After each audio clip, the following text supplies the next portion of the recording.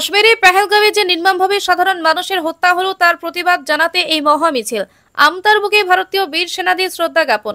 দেশ রক্ষার্থে কর্মরত সেনা জওয়ান এবং বীর শহীদদের নত মস্তকে প্রণাম জানিয়ে পদযাত্রা করলেন আমতার বিধায়ক সুকান্ত কুমার পাল।